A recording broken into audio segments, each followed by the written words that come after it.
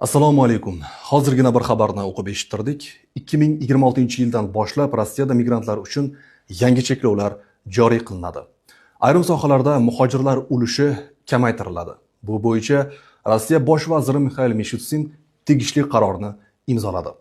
Unga ko'ra, endilikda migrantlar alkogol va tamaki mahsulotlari savdosida, shuningdek dorixonalarda sotuvchi lavozimida ishlashi taqiqlanadi.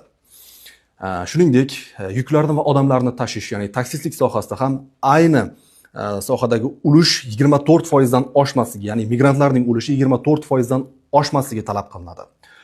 Qurilish sohasida avvalgi 80% lik cheklov 50% gacha qisqartiriladi. Sabzavot yetishtirish sohasida 50% lik cheklov 40% gacha qisqartirilishi nazarda tutilmoqda. Shuningdek, yog'ochni qayta ishlash va o'rmon xo'jaligi sohasida ham 50% lik cheklov 40% gacha qisqartiriladi. Ushbu cheklovlarga amal qilmagan ish beruvchilar esa jarimaga tortilishi belgilanmoqda. Bu cheklovlardan maqsad nima deyilsa, rossiyalik, aynan Rossiya fuqarolarini ushbu sohalarga ishga jalb qilish